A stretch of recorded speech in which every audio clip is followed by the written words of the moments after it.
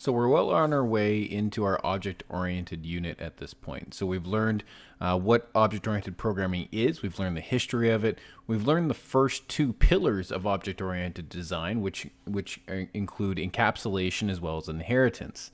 Now what we're going to do is we're going to try and wrap this together in an actual visual design model, a tool that we use to visually represent how all of our classes actually interact with one another and the relationships that exist between them. Now, up to this point, we've just kind of been winging it, saying, okay, well, I got my description here, and I think these classes will work out, and I'm probably going to need to own some of these classes within there. And that's basically what we've been doing.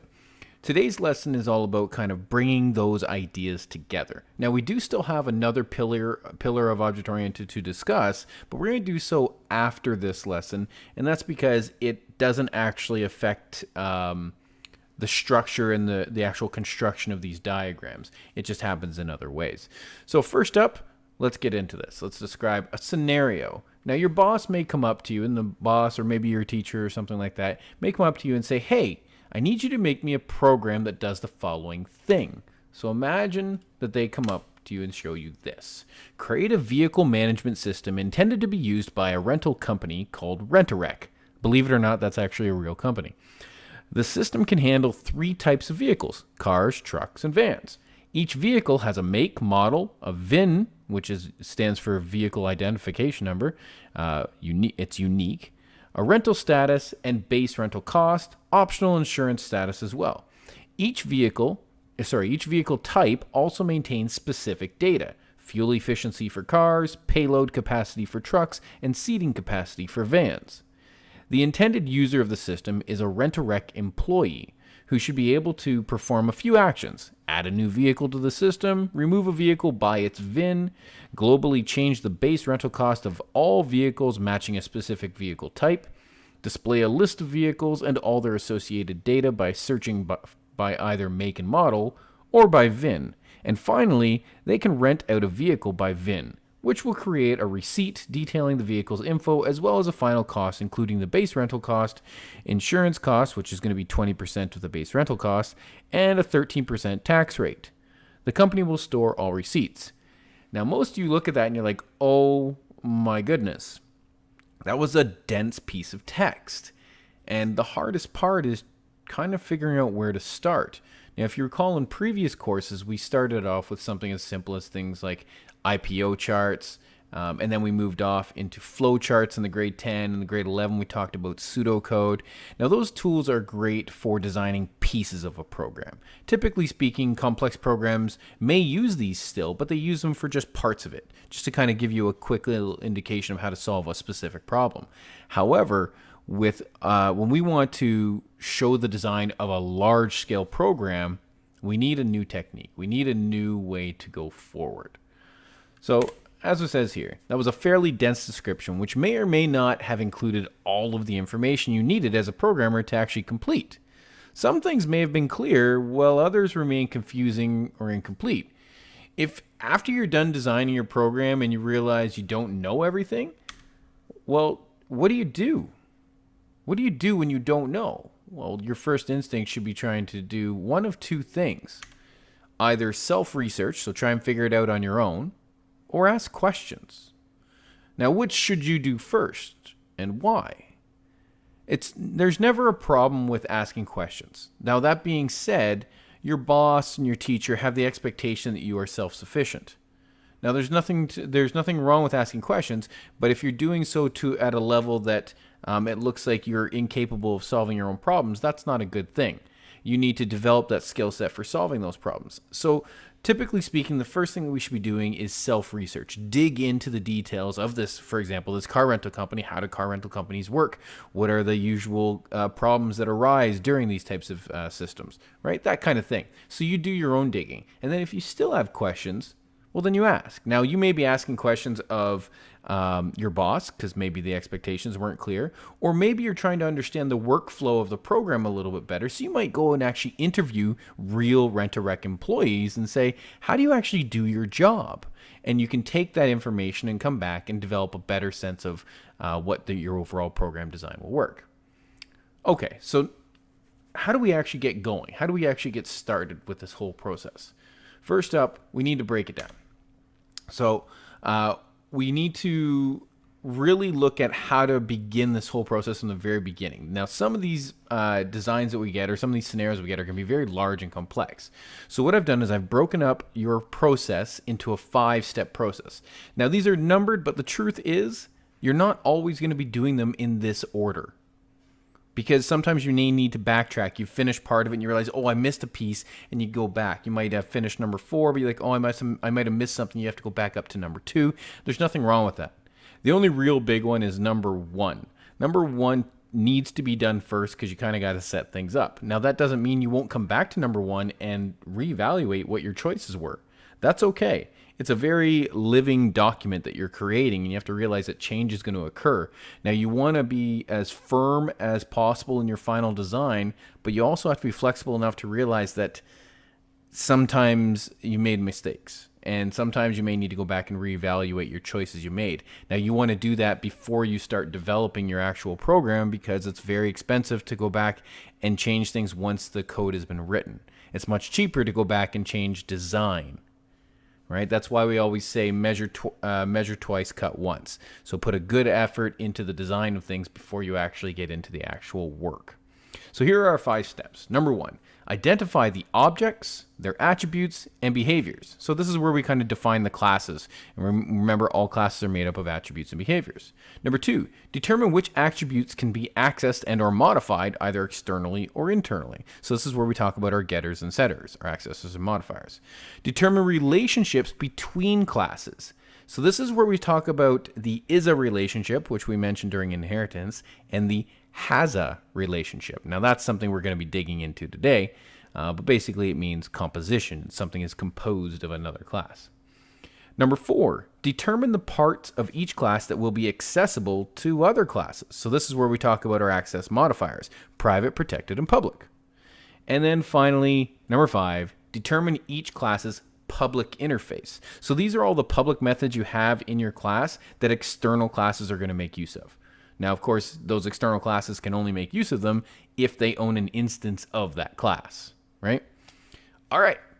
So, as I said, a lot of times you will be doing these steps out of order, or you'll be backtracking and redoing things, and there's nothing wrong with that. You just have to be conscious of the fact that may actually happen. Step number 1, identify the objects, their attributes, and behaviors. So this is by far the most important step and should always be done first.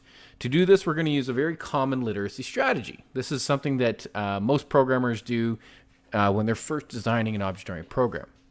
So we know that programs are typically based off of real-world entities. So in this case, it's based off of a vehicle rental company, right?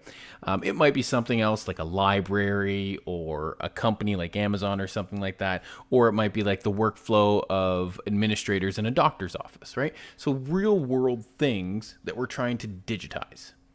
So using this knowledge and the knowledge that common sense still needs to come into play, always, therefore it's not a foolproof system, we can break our requirements down to the 3 major types of words: nouns, verbs, and adjectives. So that's what we're going to be looking for. We're going to take that big description and we're going to break it down into nouns, verbs, and adjectives. But we need to realize that, some of those nouns, some of those verbs, and some of those adjectives don't really matter in the context of the problem that we're trying to solve. So we have to use our common sense to make sure that we're only looking at the things that actually make a difference. So here we go. First up, let's talk about nouns. What do they represent? Well, nouns we know are persons, a place, or a thing, right? Every noun is one of these 3 things. So since they represent something that we can kind of interact with, a person, a place, or a thing, this is a great replication of our potential classes. So every noun we find that is reasonable, these will be potential classes in our system. So what we're going to do is when we look at when we look at that big description, we're going to highlight those nouns in some way, either with a color or with a circle, right? Now, I say a circle or a color because maybe color is easier for you because you have a highlighter sticking around, or maybe a circle because you're just using a pen or something like that and you just need to physically highlight those things with a shape instead. So nouns represent potential classes. I say potential because not every single noun is actually going to be a class in our program. So the next thing is our verbs. Verbs are action words. Well, action means doing. So that means these are potential behaviors of one of the classes that we just talked about in the previous step. So these are potential behaviors. So we're going to highlight their verbs either using a second color or we're going to underline them. So nouns are going to be circled and verbs are going to be underlined. Okay. Again, these are potential behaviors of one of the classes. So those are, now we're talking about person, place, and thing for our nouns. Our action words are our verbs. And now we need to talk about our attributes. Well, attributes are a way of describing something, right? Which is why we use adjectives, descriptive words. So we're going to highlight these with a third color, or we're going to draw a box around those words. So these are going to represent our potential attributes of one of the classes, again, that we set up in step 1 of our entire system.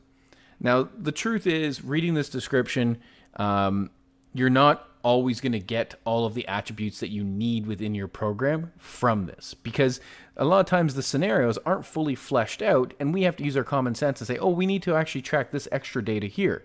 Well, that's fine. It doesn't have to actually be in the description for us to make use of it. So that's where our common sense comes in another way, not just what to ignore, but what to add to our system. So for each of the above, make sure you're using that common sense. So let's start off with our nouns. So here's our big description. Now, if I were to ask you to go through and read this as I would in class, we would start looking through and reading it sentence by sentence and say, where are our nouns? Create a vehicle management system. Okay, so a system is a noun. I understand that. It's intended to be used by a rental company. Okay, well, there's another one. Okay, called Rent-A-Wreck. The system, we don't have to highlight system again because we've already highlighted it once. It would be silly to do it again. Can handle 3 types of vehicles. All right. Well, what kind of vehicles? Well, cars, trucks, and vans. Those are all nouns. Now you're thinking to yourself, but they're all related. Yeah, they are, which should tell you something else going forward.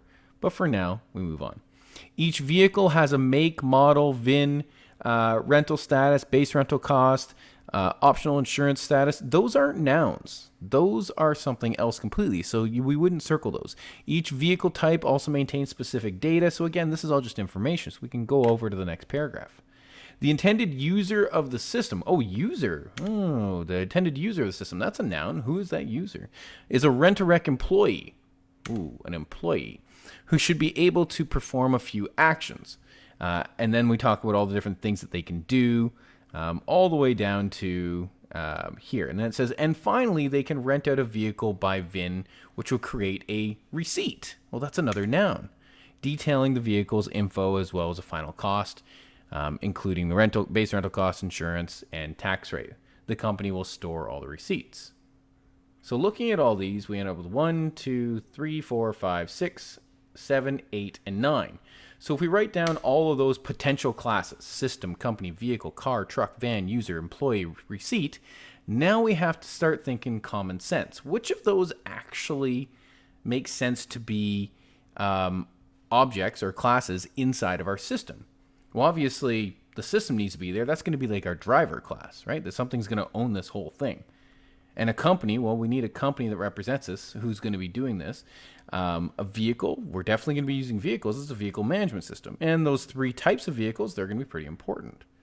Now, the next one is user, but there's nothing in this description saying anything about the employee logging in. It just says it's going to be used by an employee. So we don't really need to track who is using it. So that actually gets rid of the user as well as the employee. Neither of those are important. So we can throw those away. Now, receipts are something that are going to be tracked and used in the system, so we've got to keep that.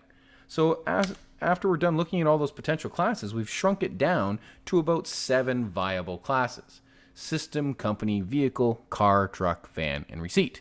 And you notice I've named them appropriately in terms of mixed case and whatnot. Okay, so we've talked about our nouns. We've got our potential classes. Okay, so the next step was verbs. Now, verbs are those action words, which means behaviors. So now we're going to go through and do the exact same thing, but now we're going to be underlining or using a second color to find all of the action words, things that one of our classes are going to be doing. So the next step of the puzzle, we go through the exact same thing. Now, I'm not going to reread the whole thing again, but I will highlight all the different words. So in the second sentence, it says the system can handle three types of vehicles. Well, what does handle actually mean in the context of our program? Well, we'll see. Okay. And it keeps going through. It talks about the three types of vehicles, and each vehicle has all their certain data about them. And then it says each vehicle type also maintains. Well, maintains is an action word as well. Specific data: fuel efficiency, fuel efficiency, payload, and seating capacity. Now, we may or may not actually use these words. Do they make sense to be used, right? The intended user of the system is a Rent-A-Wreck employee who should be able to perform a few actions. Well, perform is definitely a verb, but will it be one of our behaviors? Well, I'm not sure. So what can it do? Well, what are the actions it can perform? Well, it can add. That is definitely an action. It can remove a vehicle, okay? It can change the base rental cost. So these are all action words. It can display a list of vehicles, all right? And it can search by either make a model, or by VIN. You'll notice I just underlined the word search. I don't need the ing in there because search is the real key there. We also need to be able to rent out a vehicle and create a receipt that details the vehicle's info. And then finally, we need to be able to store all those receipts. So the next step is actually after we're done underlining all these, we need to write them all out and try to kind of apply them to a specific class. What class would they be associated with? Handle, maintain, perform. Well, we don't really, what would actually do all these? Would anything do these? If you can't think of a class that would need to do the action, chances are that's probably not a viable behavior and you can probably throw it away. Now we look at adding a new vehicle, removing a new vehicle, changing the data, displaying the data, searching for the vehicle, renting a vehicle, creating a vehicle. Well, look at all these different things. They're all basically the company is doing that. The company is going to add a new vehicle. The company is going to remove a vehicle. The company is going to change, display, and search, and rent. Now, create, what is going to be doing and what is going to be creating a new vehicle? Like, well, obviously the company is going to be creating a new vehicle. But we know as classes work, well, that means the vehicle needs to have a constructor, so it kind of creates itself as well, right? And then detail, what is going to be detailing the information about the vehicle's info? Well, the company is going to detail, but it's going to call that information from the vehicle. The vehicle is going to say, here's my data, take it. And then something needs to store all those receipts. Well, the company is going to be storing the receipts because it's going to manage all that data. So using this, we can now take all these things, throw away the ones we didn't need, all those question mark ones, and give things proper names and then specify exactly which class they would be applied to. So we have add vehicle, remove vehicle, change vehicle cost, list vehicles, search for vehicles, rent vehicles, create receipt, and get vehicle rental info, and finally store receipt. And you can see that they all have potential classes that they would be working with. Now you may go back and change some things because like you might be like, well, create receipt, do they really need both of them? Or change vehicle cost, does it really need to apply to both? Well, it might. Because the company owns all the vehicles, but then that vehicle needs to be able to change its own individual costs as well, right? So you're changing all the vehicles, but then each one needs to do it as well. So there is our verbs, our potential behaviors, and there's quite a few of them there. Now we get into our adjectives, our descriptive words. These are used to create our attributes, if you recall.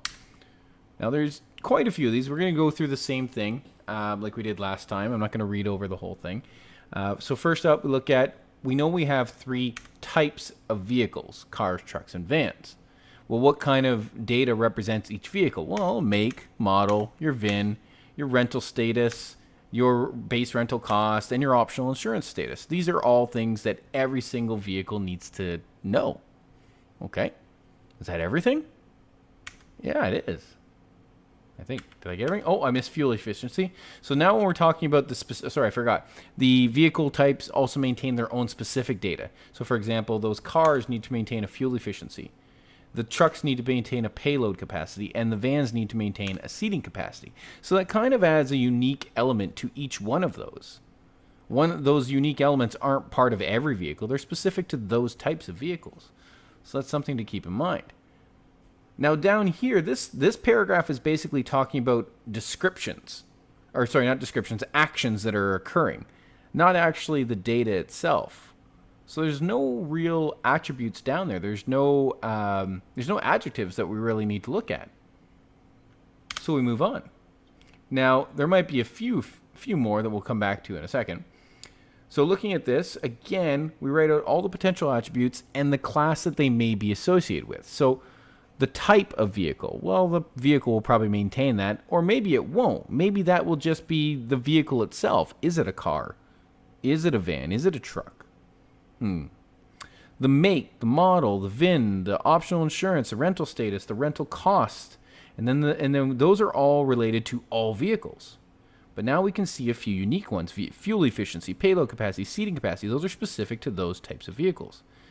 And finally, a record. A record. A record of what? A record of the receipts, basically, right? So the company needs to maintain all these things. So of those, which ones do we actually care about? Are we going to get rid of all of them?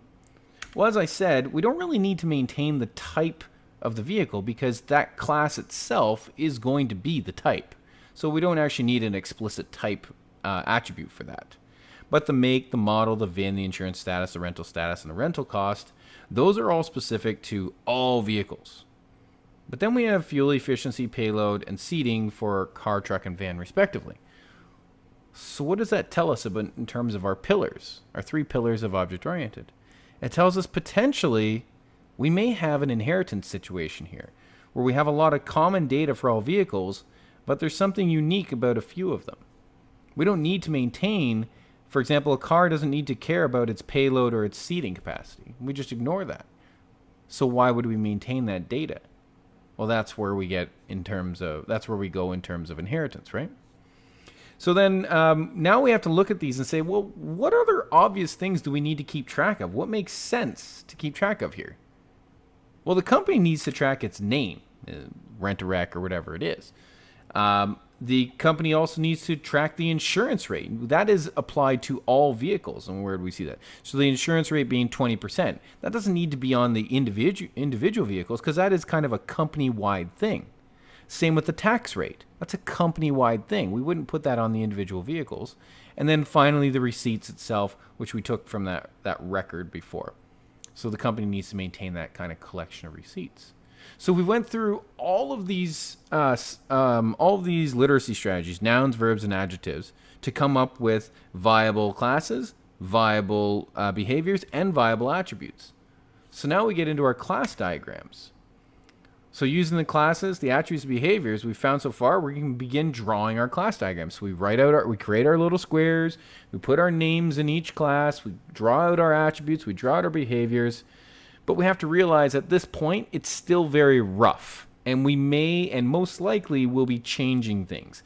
We may be adding, we may be removing, we may be simply just renaming things. It depends on what we're doing at that moment.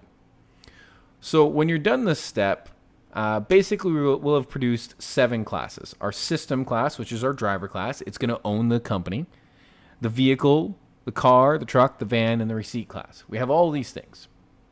So how do we actually create these? Am I going to ask you to pull out a piece of paper and physically draw out these classes? Well, sometimes, maybe if it was a test or something like that, I would actually ask you to do that. And I would expect you to use a ruler and make sure that you're neat and tidy. But for the most part, we're actually going to use a digital tool. We're going to use a tool that we've used in the past if you took the grade 10 with me, which is something called draw.io. And this is going to be our main tool. Now, there are actually better tools out there for creating these diagrams that we're creating. Now, the problem is that those tools are usually prohibitively expensive. So we are going to use draw.io as our main tool to build our class and UML diagrams. Now, I haven't described what UML stands for. UML stands for Unified Modeling Language. Basically, it's a way of creating an industry standard, a way to model what an object-oriented program would look like in the relationships between all the classes. So anyways, we're going to go to draw.io. We're going to log in using our GAPS account. And as always, it links directly to your Google account, which means you can save directly in your drive. This is really going to be great. Now, before you actually submit, I don't want you to be submitting me your actual draw.io diagram. I want you to create an image of it and send me an image as the submission. So you'll always be submitting an exported PNG, which you can find under the file menu. It'll just say file, export image. So let's take a look at what that looks like. So this is, when you log in, you're going to see this. It's going to say, where do you want to save your diagram? And I'm going to say, I want to save mine to Google Drive. Yes, I'm going to authorize it. Am I logged into the right account? Yes, I am. And I'm going to log in. What does it want here? Yeah, this is okay. So I'm going to create a brand new diagram. And I'm going to start with a blank diagram. And you can start with a name. So I'm just going to call this like demo UML. All right. I'm going to start with a blank. And I'm going to hit create. I would like to pick a folder, please, because otherwise it's going to drop it into your root folder. So make sure you put it into a nice, neat and tidy location. I'm going to put it into my teaching folder. Where's my ICS? ICS4. And I'll put it right in the lesson for this one, which is object-oriented, and we are in the UML lesson. So I'm going to actually... yeah, we'll just put it right in here. So I actually went in too deep. So this is actually not where I want to be. I want to go up one more, and I just want to select that folder and then hit select. And this is our base setup. So it's pretty straightforward to use. Now it's under the general tab right now, but we don't want the general tab. We want the UML tab. Now you can see everything we need. So right here, there's our class diagram. So we can just drag this right on here. And we can start doing this. So for example, this might be our system class. And we know one of our attributes is going to be our company. So I'm going to create a new company variable of type company, and it's going to be called company. Right? Now, what behaviors does our company do? So our system do. Now remember, the driver class basically acts as like your interface layer, right? So your user interface layer. So it might be something like show menu. Let's try this. So show menu, right? Now if it had a return type, so I would say void show menu because it's not returning anything. It depends on what you're doing, what all is going on here. Maybe you're ready for your next one, so you're going to grab this class over here, and you're going to say this is the company class. And the company class maintains something like, let's say, the company maintains a string name. And maybe it also maintains a list of vehicles. We'll call this vehicles. Now it's starting to get a little wonky on me here. So what I'm going to do is I'm going to select this whole thing. And I'm going to drag it down a little bit. Should be letting me here. Why is it not letting me? There we go. We'll grab it one piece at a time here. There we go. So now I can kind of expand upon this. What can a company do? Well, a company can do things like, well, first of all, it needs its constructor. And maybe the only variable for the company is string name. Oops, didn't need a space there. And maybe it has another one such as like add vehicle. And it requires a vehicle to add. Right? And you're like, oh, that's not wide enough. Can we make it wider? Of course we can make it wider. If I can grab it. Let's try this. There we go. So we keep working with these things. We keep adding all of our classes, and this is basically how we deal with this. And you make them bigger or smaller as you need to. Now you can play with the different settings. So if you're going over here, you can decide things like, you know, do you want the edges rounded or rectangular? Now we always want them rectangular, but the same thing works for our arrows that we're going to be starting to use. So if we scroll down here, we're going to be using specific arrows. This is one of the arrows that we use a lot. I'll come back to this, but basically, you can attach it. As you move it around, you'll see like green dots kind of pop up and it'll snap to that. And when you snap it to it, you can see the arrow will move around with it. So it's really good for moving things around. Now, sometimes you may need to put a bend in that arrow, something like this. Maybe down here. Something like this, just to make sure that things are clear, because we never have angles in our diagrams. I'll come back to that in a second. So we always want to make sure that our edges are sharp. Again, you could be doing things like rounding, but we don't want that in our diagram. We want to play with nice sharp edges. Okay, so this is our basics. We can continue to use these tools. We just got to find the symbols that we need when we need it. Okay, so this is our, we'll come back to this as we go on. Alrighty, let's go back to our PowerPoint. So step number 1 is creating those class diagrams. You're going to create them all. For right now, we're going to have 7 of them with all that data that we just came up with. Number 2, now it's time to determine the getters and the setters. Now in this section, basically, you list all of the necessary accessors and modifiers for each class, keeping common sense well in hand. So for example, let's say in your vehicle class, you had the make of the vehicle. Let's say that's the Ford, okay? Well, once a Ford has been created, it is a Ford for life. So it wouldn't make sense to have a modifier to change the make of a vehicle. Now, if we had another property, say, for example, like the color of that vehicle, well, the color is something that can definitely be changed. We can paint our vehicles whenever we need to. So that is something that would need a modifier. A lot of your stuff is going to have accessors, but a lot of them will also not have modifiers, or the modifiers themselves may have special data inside of them that says that can only be changed under certain circumstances, right? So, for example, a variety of operations can be performed on each object. The tax rate of the company may need to be altered because maybe the government tax changes. A vehicle may be asked to provide its rental cost or seating capacity. Well, those are definitely accessors of our vehicle that most of them are going to need. Think about what cannot be modified as well. So, as I said, the vehicles make. There's a lot of properties that you look at or attributes that you look at that doesn't make sense to have both an accessor and a modifier for them. Some of them may not even have accessors. It depends on what you're doing. So that's the nice and short one, right? So after we've determined our getters and setters, we move on to our class relationships. So basically what we're looking at here is that we need to understand how they work with one another. So remember, in order for one object to use the functionality from another object, it must own an instance of that class. So for example, here we can see the system. That should not be systems, it should just be system. The system class owns an instance of the company object. That means that somewhere in its code, it can say company.addVehicle. It can only use that addVehicle method, that public addVehicle method, because it owns a company object. All right. So this is what we're talking about in terms of relationships. So this owns a company. So the company object could then access public behaviors for each vehicle and its subclasses as well. So that company could be accessing the individual operations of each vehicle that it owns, because as we saw, it owns a list of vehicles that we created. So this creates some more relationships we have to think of.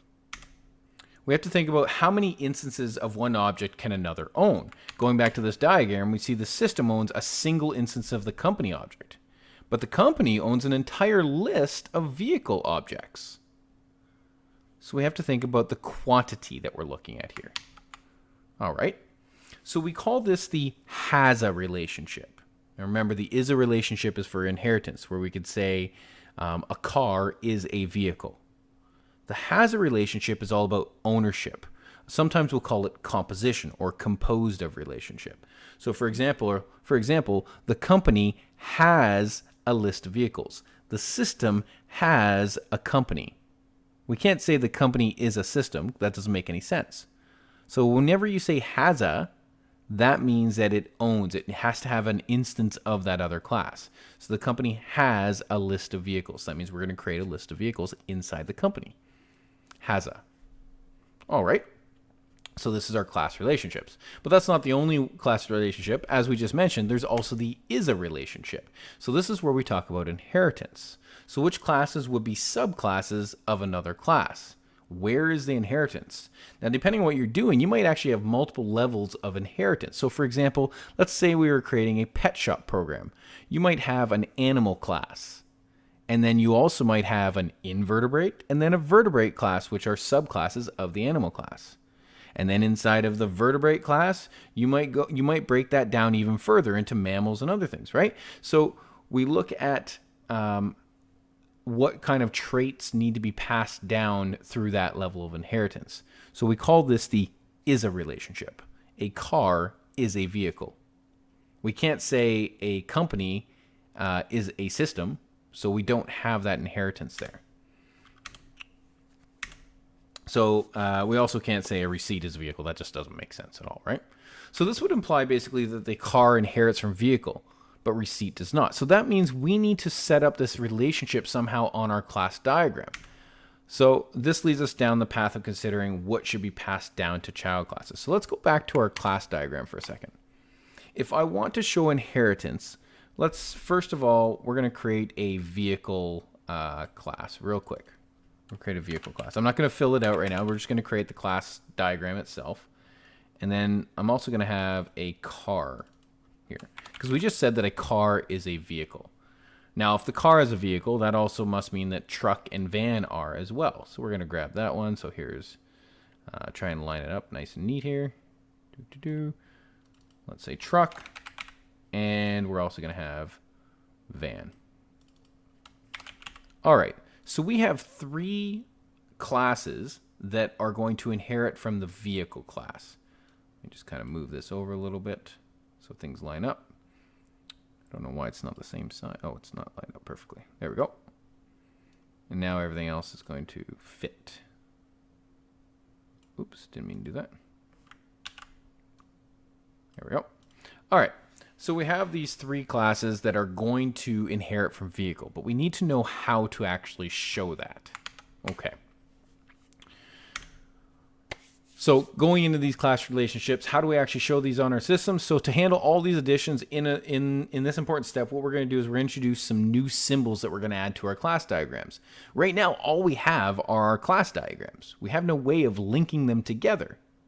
So we're going to use different types of arrows to show both the has-a relationship as well as the is-a relationship. So the first one is called the composition arrow, the one with the black diamond at the end. So this is for the has-a relationship. So it's used to represent the composed of or has-a relationship.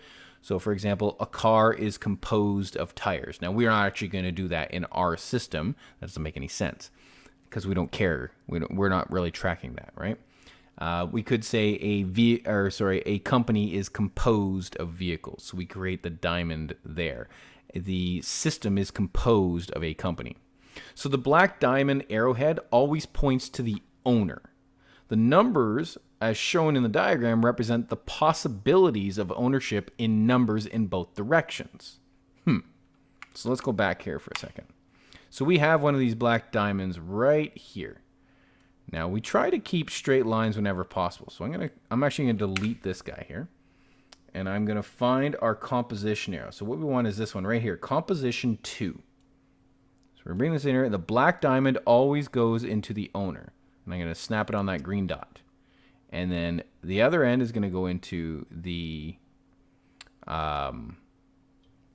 thing being owned. I'm going to try and line this up so I have a nice straight line. There we go. So now we have this setup. Now basically we need to start adding numbers in here. And the way we do that is we can just add some text. Where is our text? We don't need title, we just need text. Where is text? Maybe it's under general. Here we go, text. So I'm just gonna drop this little text box right here. And basically I wanna look at this and say, well, how many systems is the company associated with? Well, the company is associated with exactly one system. That's all we wanna say. So it's only ever gonna be part of that one system.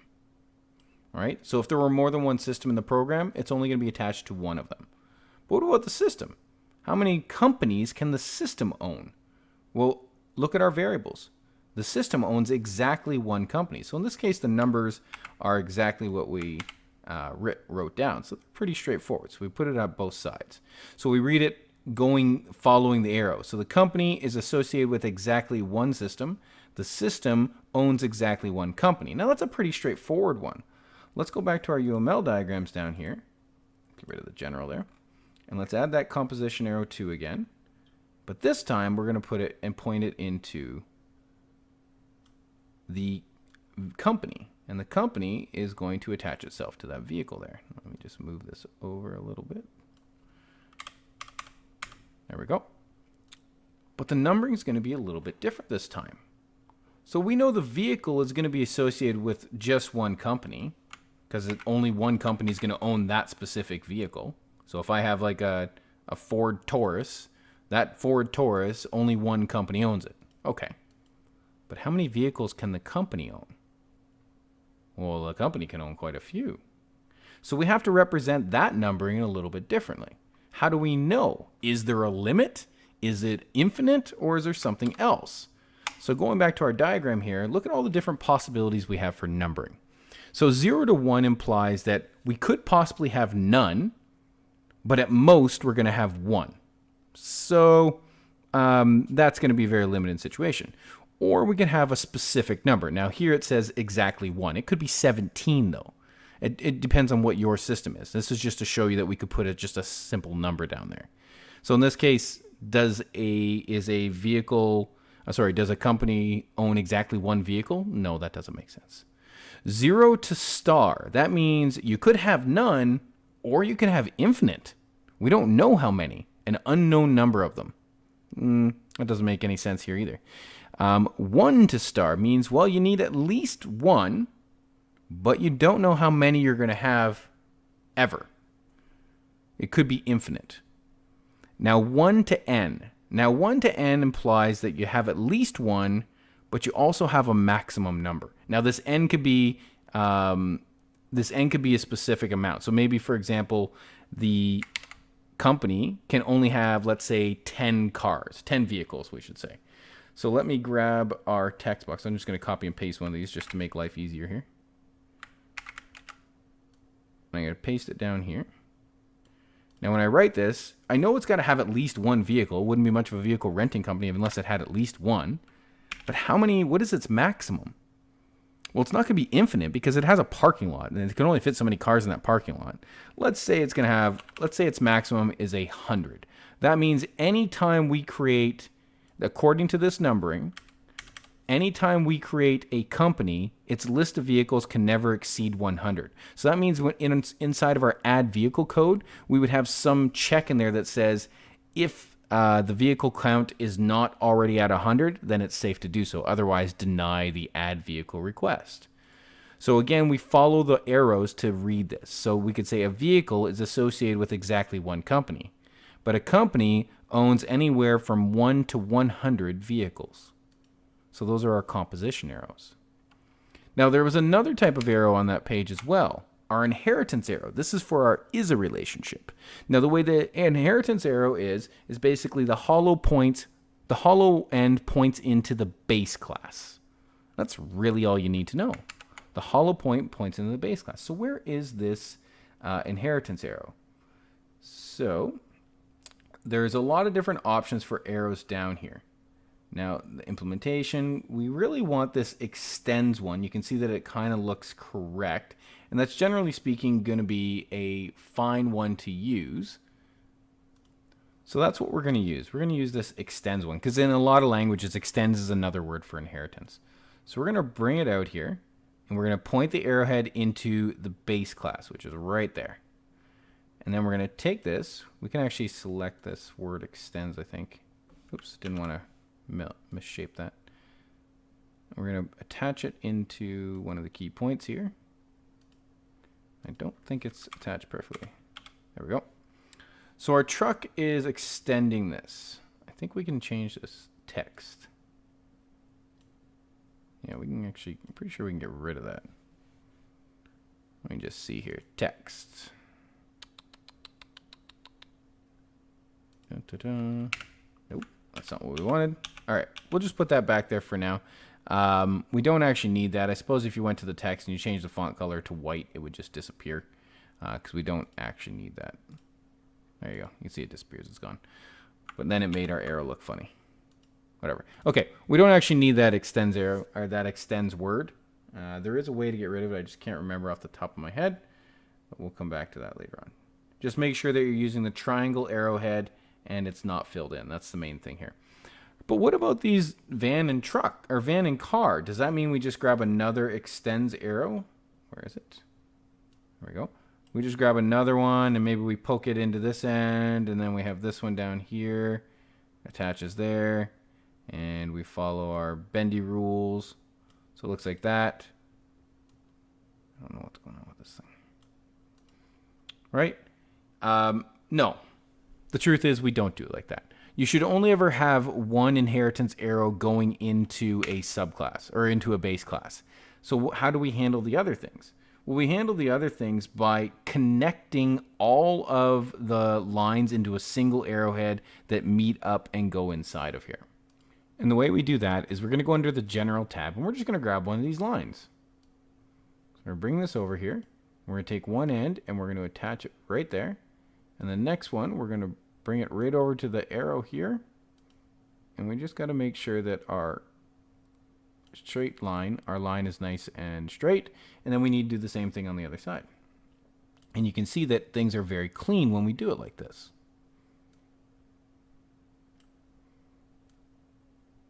Just gonna make sure everything is there. So what we see here is a very nice clean system. We can see that car, truck, and van all inherit from vehicle. Vehicle is owned by company. Company owns 1 to 100 vehicles, and we can see that the system owns the company. Now the system doesn't even know the vehicles exist because it has no association there. It has a relationship from it to the company. That's it. So it can only access the methods of the company. It can't access any of the methods of the vehicle. That's up to the company to handle. So this is how we handle our diagrams so far. So now we have our relationships. Going back to our presentation here, if I can get back to it. There we go. Nope, that's not what I wanted. There it is. Okay, so that was step 3. Step 4, we need to determine our access modifiers for all our attributes and behaviors. So now that you've created all of your attributes, all your behaviors inside of your class diagrams, now you need to start looking through and setting up which ones are going to be private, which ones are going to be public, and which ones are going to be protected.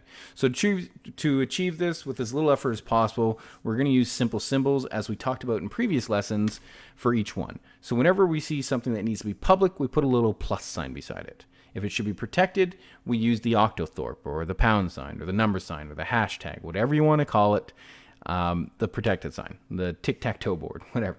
And then for private, we simply use a minus sign. And that's it. So all you have to do is simply prefix whatever, put a little prefix before whatever it is that you're defining with that symbol. Now, I've talked about different formats before, but I'm going to go into this again. Whenever we're defining something inside of our class diagrams, we always need our type and our name for whatever it is. Now, sometimes it might involve a return type. Sometimes it might just be a data type. There's an alternative format that we sometimes see online, which has the data type or the return type afterwards. And we put a little colon after there. I actually don't care which one you use as long as you're consistent throughout your whole diagram, because they're both perfectly acceptable formats, and you're going to see them interchangeably online if you do some Googling and looking at UML diagrams, right? You're going to see both of them, and that's okay. I lost something here. There we go. Sorry. So next up. We need to define each class's, so this is step 5, we need to define each class's public interface. They're public methods. So this is the final step in the whole puzzle, which we're going to basically create all of those methods or subprograms that all the external classes are going to have access to. It's not clicking, there we go. So this implies we're defining the public interface other objects can access, assuming they have an instance of the given class. All right. So for example, a company may require a vehicle supply a formatted string representation of all the vehicle data for output to the user. So remember there's that one method that says display the data of a vehicle. Well, that method is going to exist inside of the vehicle class, but the company is going to call it. So it's going to say, for the chosen vehicle, give me this data. So it's going to need that. So which would then polymorphically call the functionality in the appropriate subclass of vehicle. Now, we don't know this word polymorphically yet. This is what's going to be all about tomorrow's lesson. And this is going to allow us to do special things for individual subclasses of a base class. So for example, when we're talking about that pet shop again, we might have a method called speak. When a dog speaks, it goes woof. When a cat speaks, it goes meow. When a fish speaks, it goes bloop bloop. The point is, the method is called speak for all of them. And it will automatically, please ignore that, that's Mr. Castle. It will automatically call the correct functionality without any effort from us as programmers. It will just work. That's awesome. That's really awesome. So as long as we create everything accurately, we're good. So just a couple guidelines that you need to remember as we're going through these things, wherever we're building. So when we talk about our composed of or has relationships, they're shown in two ways. We use our composition arrows, which we've already seen, but we also need to actually create those variables as attributes within the classes themselves. Oops. Okay. Whenever you're building these by hand, make sure you use a ruler. If you're not doing it by hand, I want you to use applicable software like draw.io. Don't use Microsoft Word or something like that because it's going to take you forever to achieve the same results. Arrows should always bend at 90 degrees. So all I should see is right angles everywhere. I don't want to see anything on an angle in your program or anything on an angle in your design, ever. Arrows should run only horizontally and vertically, which goes with the previous one. Arrows should never cross paths. Now let me go back to the diagram for a second to show you what I mean. Because for example, what if you had this down here? That is arrows crossing paths, and immediately it starts to look pretty ugly pretty quick. So we always want to keep it as clean as possible. Arrows should never cross paths. Inheritance arrows of multiple subclasses should join with only one arrowhead going into the base class. This makes sense. It is possible to have more than one composition arrow going into a single class. That's okay, because the company may be composed of more than just vehicles. It might also be composed of something else. Completely. So just a quick summary of all the symbols that we've learned in this topic so far. We've learned what a class diagram looks like. We've learned about the composition arrow, we've learned about inheritance arrows, and we've learned about the accessibility symbols for the access modifiers. So use these things to fully understand what is going on. So just to remind you one more time what the difference between public, protected, and private is. Public means anything can access that item as long as it has an instance of that object or an instance of that class. Protected means only that class and its children has access to the item. And private is the most restrictive. It just means only the class itself has access to that item. Now I say item, but that could be an attribute or it could be a behavior because we can define them both as private, protected, or public. So this is just a diagram of a complete game. Now, in some semesters, I'll ask students to make this game called 11s. And basically, it's just a card game. So you'll see a lot of card games share very similar aspects to these things. So here I have my driver class, which basically owns a whole bunch of, it owns a deck, and it owns 12 piles. All right, it owns an array of 12 piles. So we can see here that each pile is associated with exactly one 11s game, but 11s game owns exactly 12 piles. It also owns exactly one deck. The deck itself is composed of a list of cards. Well, how many cards? Well, the deck is going to have anywhere from 0 to 52 cards because it might have already got rid of all of its cards. Each card is associated with exactly one deck. We go the other way around. The pile is going to own anywhere from 0 to 21 cards. And you're like, 21? How does that work? Well, if you dug into the rules and you understood the rules of the game of 11s, each pile could never hold more than 21 cards in the worst case scenario. But again, each card is only going to be associated, can only ever be in one pile at a time. And then down here, card itself, it's been broken down into face cards and non-face cards for various reasons with the rules of the game. And there's a few words that you haven't seen in here before, this override and this virtual. That's where polymorphism comes into play, which we'll start talking about tomorrow. So this is a complete diagram of a game called 11s. And you're going to see most card games are going to share a lot of similarities with something like this. So that's where we're going to stop for the day. You now understand how to break these things down using our literacy strategies. You also understand how to build the diagrams themselves. So with this information going forward, good luck and have fun.